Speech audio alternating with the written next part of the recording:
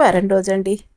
ఈ తులసి ఆకుల్ని బియ్యంతో కలిపి ఇలా చేస్తే మీరు అపర కోటీశ్వరులు అవుతారు అని పండితులు అంటున్నారు. మన సాంప్రదాయంలో తులసి మొక్కకు అత్యంత పవిత్రమైన స్థానం అయితే ఉంది. తులసిని లక్ష్మీదేవి స్వరూపంగా భావిస్తారు. అలాగే బియ్యాన్ని అన్నపూర్ణాదేవి కృపకు ప్రతీకగా పరిగణిస్తారు. ఈ రెండు పవిత్రమైన వస్తువులు కలిపి ఆధ్యాత్మికంగా ఎంతో శుభప్రదమైన శక్తిని సూచిస్తాయని అనేక పురాతన గ్రంథాలు, ఆచారాలు తెలియజేస్తాయి. ముఖ్యంగా శుక్రవారం రోజున లక్ష్మీదేవికి సంబంధించిన రోజుగా భావించబడుతుంది. అందువల్ల ఈ రోజున భక్తితో చేసే, మనం విశ్వాసంతో చేసే పూజలకు, ప్రార్థనలకు, ఆధ్యాత్మిక కార్యక్రమాలకు మనసు కంటే ప్రశాంతతని, జీవితంలో సానుకూలతను తీసుకువస్తుంది అని కూడా పండితులు చెప్తున్నారు. నేటి కాలంలో ప్రతి ఒక్కరూ ఆర్థిక స్థిరత్వం, కుటుంబ సుఖశాంతి, వ్యాపార అభివృద్ధి, ఉద్యోగ పురోగతి వంటి విషయాలను కోరుకుంటూ ఉంటారు. ఎవరైనా ఎంత కష్టపడినా ఆశించిన ఫలితాలు రాలేదనుకోండి, సంపాదించిన డబ్బు నిలవకపోవటం, అనవసరమైన ఖర్చులు పెరగటం వంటి సమస్యలు ఏమిటంటే చాలామందిని ఆందోళనకు గురి చేస్తుంటాయి. అలాంటి పరిస్థితులు ఎదురైనప్పుడు ఎవరైనా సరే కామన్గా భయపడుతూ ఉంటారు. ఏమిటి ఇలా జరుగుతుంది మా జీవితంలో, ఇక ఎలా బయటపడాలి వీటన్నిటి నుంచి అని కూడా. అలాంటి సమయాల్లో మన పూర్వీకులు పాటించిన కొన్ని ఆధ్యాత్మిక ఆచారాలు, సాంప్రదాయాలు అనేవి వీటన్నిటి నుంచి మనని బయటేస్తాయి అన్నమాట. ఇలాంటి సమస్యల నుంచి ఇవి కేవలం మనకి ధనప్రాప్తి కోసం మాత్రమే కాకుండా మన మంచి ఏంటంటే జీవితానికి ఒక బాటనైతే ఏర్పరుస్తాయని పండితులు అంటున్నారు. మన ఆలోచనలను కానీ సానుకూలంగా మార్చడానికి, మనసులో నమ్మకాన్ని పెంచడానికి కూడా ఇవన్నీ సహాయపడతాయని పండితులు చెప్తున్నారు. ఇక తులసి ఆకులు పవిత్రతకు, శుద్ధతకు ప్రతీకగా నిలుస్తాయి. ఇంటి ఆవరణలో తులసి మొక్క ఉండటం వల్ల ఆధ్యాత్మిక వాతావరణం ఏర్పడుతుంది, సానుకూల శక్తులు పెరుగుతాయి. అలాగే బియ్యం అనేది కూడా సంపద, సమృద్ధి, ఆహార భద్రతకు సంకేతంగా పరిగణించబడుతుంది. అన్నపూర్ణాదేవి అని కూడా చెప్పుకుంటారు. అందుకనే మన సాంప్రదాయంలో అనేక పూజల్లో బియ్యాన్ని ఉపయోగిస్తారు, తులసి ఆకుల్ని ఉపయోగిస్తారు. ఈ రెండిటితో కలిసి చేసే ఈ ఆరాధన అనేది లక్ష్మీ కటాక్షాన్ని పొందటానికి ఒక శుభసూచకమైన మార్గంగా భావించబడుతుంది. రేపు మీరు శుక్రవారం రోజు చేసే పూజకండి ప్రత్యేకమైన ప్రాధాన్యం ఉంది అని కూడా పండితులు అంటున్నారు. ఈరోజు పంచమి, రేపు. ఇక ఈ రోజున మీరు లక్ష్మీదేవిని స్మరించడం, ఇంటిని శుభ్రంగా ఉంచి దీపారాధన చేయటం, దాన ధర్మాలు చేయటం వంటి ఆచారాలు అనేవి మీ జీవితంలో సానుకూల మార్పులను తీసుకువస్తుందని కూడా పండితులు అంటున్నారు. అదేవిధంగా ఈ పరిహారం అనేది కూడా మీకున్న సమస్యలన్నింటినీ కూడా పరిష్కారాలు చూపుతుంది అని కూడా పండితులు చెప్తున్నారు. ఏంటంటేనండి, మీరు ఇవన్నీ చేసేటప్పుడు సంపదలో ఇక మార్పు అనేది వస్తుంది మీ సంపాదించే దాంట్లో. అంతేకాకుండా మీరు సరైన నిర్ణయాలు కూడా తీసుకోగలుగుతారు. అంతేకాకుండా ఇన్ని రోజులుగా ఎవరైతే మాకు పొదుపు కుదరట్లేదండి, మేము చేసే పనులలో అసలు అని బాధపడుతూ ఉంటారో వారికి పొదుపు అనేది కూడా అలవాటు అవుతుంది అని కూడా చెప్పవచ్చు. ఆ విధంగా మన మనసుని బలంగా తయారు చేస్తాయన్నమాట ఈ పరిహారం అనేది అని కూడా పండితులు అంటున్నారు. రేపు శుక్రవారం రోజు తులసి ఆకులు బియ్యంతో చేసే ఈ ప్రత్యేకమైన ఆధ్యాత్మిక విధానం గురించి ఇప్పుడు మనం ఈ వీడియోలో కంప్లీట్గా తెలుసుకుందాం. అయితే దీన్ని మీరు భక్తితో, శ్రద్ధతో చేయటం ద్వారా లక్ష్మీదేవి అనుగ్రహం అనేది మీకు లభిస్తుంది. ఇంట్లో మీకు సానుకూల వాతావరణం పెరుగుతుంది. ఆర్థిక విషయాల్లో కూడా మంచి శుభ సంకేతాలు కనిపిస్తాయి. ఇప్పుడు ఈ విధానాన్ని ఎలా చేయాలి, దీని వెనక ఉన్న ఆధ్యాత్మిక భావన ఏమిటనేది వివరంగా తెలుసుకుందాం. కాబట్టి మీరు వీడియోని లైక్ చేయటం అస్సలు మర్చిపోకండి. అంతేకాదండి, మీరు ఫస్ట్ సారి మా ఛానల్కి వచ్చినట్టయితే సబ్స్క్రైబ్ చేసుకోండి. అంతకుముందు వచ్చి కూడా సబ్స్క్రైబ్ చేసుకుని వారు ఉంటే తప్పకుండా సబ్స్క్రైబ్ చేసుకొని పక్కనే ఉన్న బెల్ ఐకాన్ని ప్రెస్ చేయండి మరిన్ని ఇలాంటి వీడియోల కోసం. అంతేకాదండి, ఈ వీడియోని మీకు తెలిసిన వారందరికీ షేర్ చేయండి. చేస్తారు కదా. శుక్రవారం రోజు అండి తులసి ఆకులతో బియ్యంతో చేసే ఈ పరిహారం అన్నమాట మహాలక్ష్మీదేవికి అనుగ్రహానికి ప్రతీకగా భావిస్తారనమాట. ఆమె చాలా త్వరగా అనుగ్రహిస్తుందంట ఈ విధమైన పరిహారం చేయటం ద్వారా. తులసి మాతనేమో మహాలక్ష్మీదేవికి స్వరూపంగా భావిస్తారు. అలాగే బియ్యాన్ని ధనం, ధాన్యం, ఐశ్వర్యానికి సంకేతంగా పరిగణిస్తారు. ఈ రెండు పవిత్రమైన వస్తువులు కలిసినప్పుడు ఇంటిలో శుభశక్తులు పెరుగుతాయి. అలాగే ఆర్థిక విషయాల్లో సానుకూల మార్పులు చోటు చేసుకోవచ్చు అని కూడా పండితులు చెప్తున్నారనమాట. అయితే ఏమిటంటేనండి, ప్రతి మనిషి జీవితంలో ఒక దశలో ఆర్థిక ఇబ్బందులు అనేవి ఎదురవుతూ ఉంటాయి. ఎవరికైనా సరే ఎంత కష్టపడి సంపాదించినా డబ్బు చేతిలో నిలవకపోవటం, వ్యాపారంలో లాభాలు తగ్గిపోవటం, ఉద్యోగంలోనండి ఆశించిన పురోగతి లేకపోవటం వంటి సమస్యలు చాలామందిని బాధిస్తుంటాయి. అలాగే అలాంటి సమయాల్లో ఏం చేస్తూ ఉండాలి అంటే కనుక మన పూర్వీకులు మనకి సూచించిన కొన్ని ఆధ్యాత్మిక పద్ధతులు అనేవి ఇక చేసుకుంటూ వెళ్ళామనుకోండి, మనలో ఉన్న నిరాశను పోగొట్టి ఆశను పెంచుతాయి, నమ్మకాన్ని పెంచుతాయి జీవితం మీద. ఇక శుక్రవారం రోజు తులసి ఆకులతో అలాగే బియ్యంతో చేసే ఈ పరిహారం కూడా ఇలాంటి ఆచారాల్లో ఒకటి అని కూడా పండితులు అంటున్నారు. శుక్రవారం రోజు లక్ష్మీదేవికి అత్యంత ప్రీతికరమైన రోజు అని కూడా చెప్పాలి. ఈ రోజు నుండి ఇంటిని శుభ్రంగా ఉంచి మనసుని ప్రశాంతంగా చేసుకుని మనం కనుక లక్ష్మీదేవిని భక్తితో స్మరించి ఎంతో శుభప్రదంగా ఈ పరిహారాన్ని చేసుకుంటే చాలా అద్భుతాలు జరుగుతాయి. తులసి మొక్క ఉన్న ఇంట్లో దైవిక శక్తులు నివసిస్తాయి, అక్కడ సానుకూల వాతావరణం ఏర్పడుతుందని కూడా అనేక పురాణాలు మనకి చెప్పుకుంటూ వస్తున్నాయి. అందుకనే తులసి ఆకుల్ని ఉపయోగించే పూజలకండి ప్రత్యేకమైన ప్రాముఖ్యత అయితే మొదటి నుంచి ఉంది మనకి. ఇక మనం బియ్యం తీసుకొని చేసే విషయంలో కూడా మన సాంప్రదాయంలో ఎంతో గౌరవం ఉంది. అన్నం పరబ్రహ్మ స్వరూపం అని అంటారు. బియ్యం సమృద్ధికి, ఆహార భద్రతకు, కుటుంబ సంక్షేమానికి ప్రతీకగా నిలుస్తుంది. మనకి మీరు గమనించి చూడండి, పూజలలోనండి అక్షింతలు, కలశ స్థాపనకు దాని కింద మనం బియ్యాన్నే వేస్తాం. వివాహాలు, వ్రతాలు వంటి శుభకార్యాల్లో కూడా బియ్యాన్ని ఉపయోగించడం వెనుక ఉన్న కారణం ఇదే అన్నమాట. ఈ పరిహారం వెనుక ఉన్న అసలు భావన ఏమిటంటేనండి, మీరు లక్ష్మీదేవి అనుగ్రహం పొందటం మాత్రమే కాదు, మీ జీవితంలో ఉన్న నిరుత్సాహాన్ని తొలగించి కొత్త అవకాశాలు స్వీకరిస్తారు. అలాగే మీరు భక్తితో చేసే ప్రార్థన అనేది మీలో ఒక అద్భుతమైన ఆకర్షణ శక్తిని పెంచుతుంది. మీలో అద్భుతాల్ని సృష్టించి మీరు ఇక సంపాదించే అవకాశాలన్నీ కూడా మీ ముందుకు వచ్చి కనపడతాయి. ఆ విధంగా మీరు వాటిని సద్వినియోగం చేసుకొని మీరు ఆర్థికంగా నిలబడటానికి ఉపయోగపడతాయి అన్నమాట ఈ పరిహారం అనేది అని కూడా పండితులు అంటున్నారు. ఏమిటంటేనండి, ఇలాంటి మార్పులు అనేవి జీవితంలో మంచి అవకాశాలను గుర్తించడానికి సహాయపడుతూ ఉంటాయని కూడా పండితులు చెప్తున్నారు అన్నమాట. ఎందుకంటే సంపాదన అనేది కేవలం డబ్బు రూపంలోనే కాదు, మంచి ఆరోగ్యం, కుటుంబ సంతోషం, మానసిక ప్రశాంతత సరైన అవకాశాల రూపంలో కూడా రావచ్చని మనం గుర్తుంచుకోవాలన్నమాట. అందుకనేనండి మనం శుక్రవారం రోజు తులసాకులు అలాగే బియ్యంతో చేసే ఈ ఆధ్యాత్మిక పరిహారాన్ని ఒక అద్భుత సంపద యంత్రంగా కాకుండా లక్ష్మీదేవిని మన ఇంట్లోకి ఆహ్వానించి తిష్టం వేసుకొని కూర్చునేటట్టు చేసే ఒక అద్భుతమైన ఆహ్వానం అని కూడా అనుకోవచ్చు అనమాట. జీవితంలో శుభశక్తుల్ని ఆహ్వానించే ఒక పవిత్ర సంప్రదాయంగా కూడా మనం చూడాలన్నమాట. ఇప్పుడు ఈ పరిహారాన్ని చేసే విధానం, పాటించాల్సిన నియమాలు, జపించాల్సిన మంత్రాలు ఇవన్నీ కూడా మనం తెలుసుకుంటూ వెళ్ళిపోతే మీకే పూర్తిగా ఈ పరిహారం యొక్క ప్రాముఖ్యత అనేది అర్థమవుతుందని కూడా పండితులు అంటున్నారు. ఈ పరిహారం చేయటం వల్ల ఏమవుతుంది అంటే కనుకండి, ఇంట్లో ధనం, సుఖం, సమృద్ధి కలుగుతుందని కూడా పండితులు అంటున్నారు. అయితే ఇలాంటి పరిహారాలన్నీ కూడండి ఏంటంటే దీని వెనుక మనం చేసేటప్పుడు ఉండే మన భక్తి, విశ్వాసం, మనసు యొక్క పవిత్రత కూడా ఎంతో ముఖ్యం అన్నమాట. ఇలాంటి పరిహారాలు చేసేటప్పుడు ఏదో చెప్పారు కదా అని చేయకూడదు, నమ్మి చేయాలన్నమాట. ఈ పరిహారాలన్నీ చేసేటప్పుడు మన మనసు అనేది కూడా స్వచ్ఛంగా ఉండాలని పండితులు చెప్తున్నారు. మనిషి ఆలోచనలండి వారి జీవితాన్ని ప్రభావితం చేస్తాయి అని కూడా మన ఆధ్యాత్మిక సాంప్రదాయం చెప్తుంది.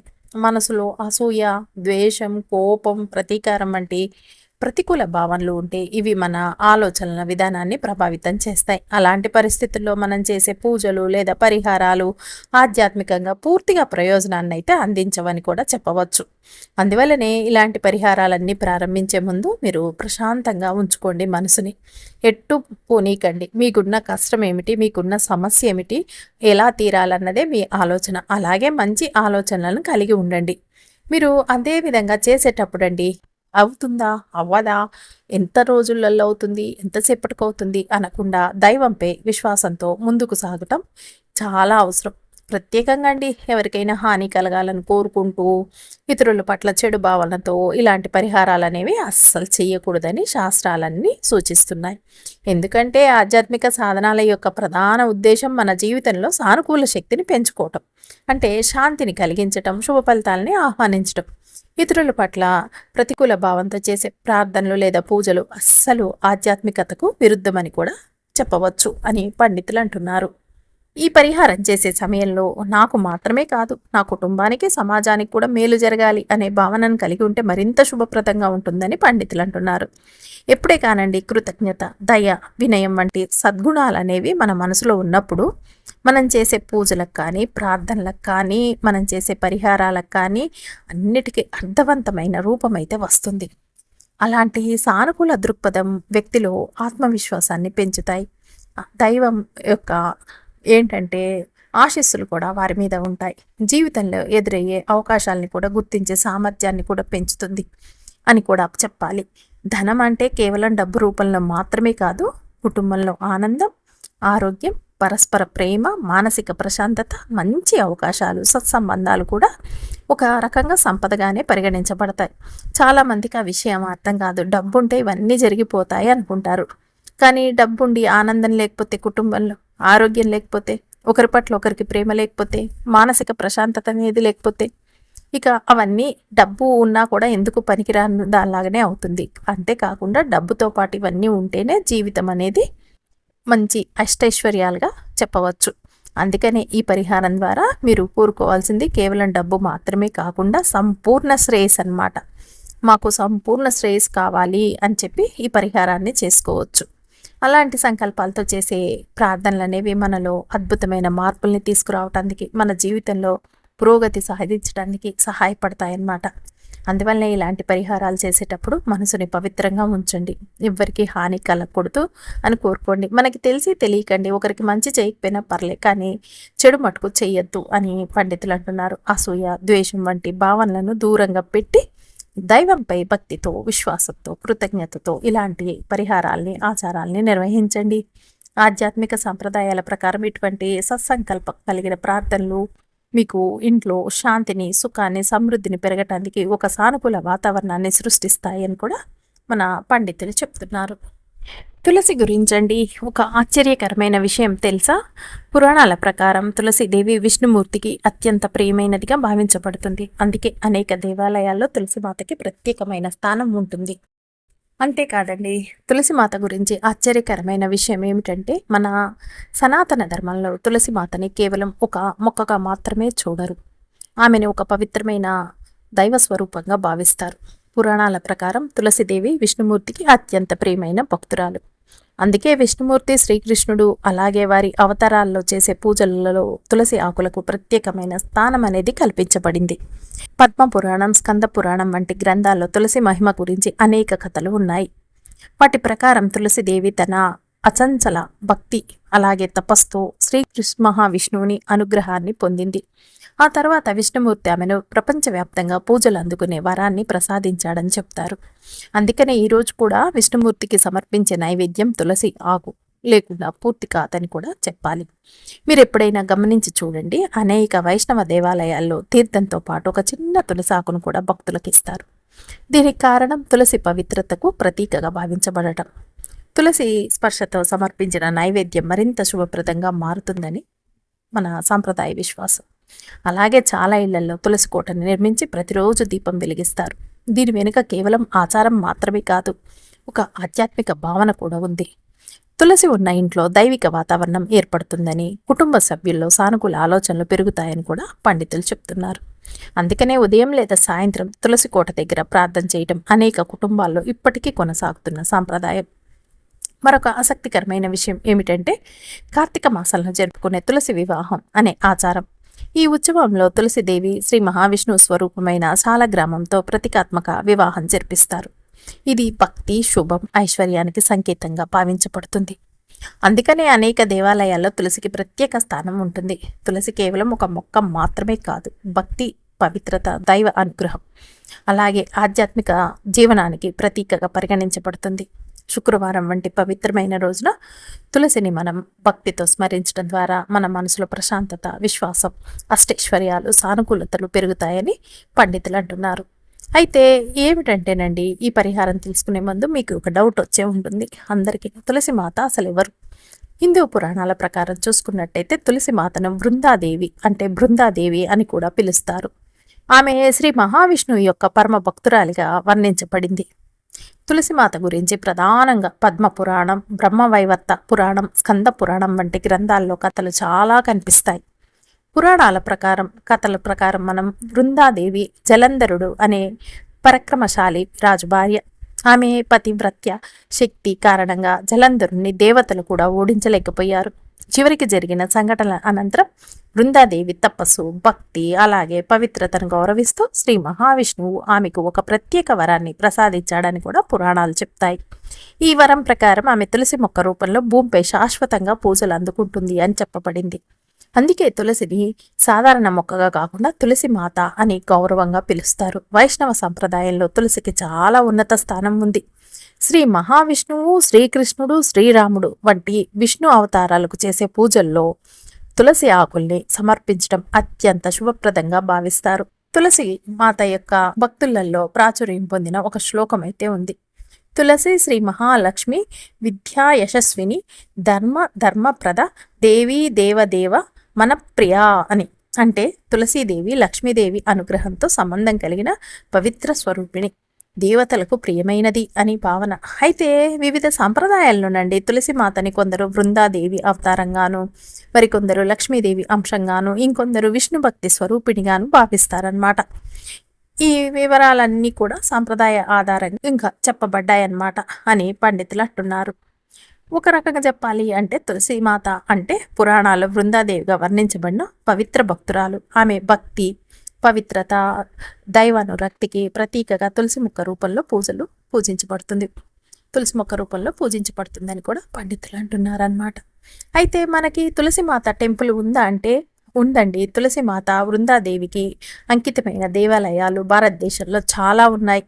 అయితే తిరుమల, శ్రీశైలం వంటి పెద్ద ప్రసిద్ధ క్షేత్రాల మాదిరి కాకుండా తులసీదేవి ఆలయాలు ప్రధానంగా వైష్ణవ సాంప్రదాయం అలాగే బృందావన ప్రాంతంలో ఎక్కువగా ప్రసిద్ధి చెందాయన్నమాట. బృందాదేవి ఆలయం బృందావనం ఉత్తరప్రదేశ్లో ఉంది.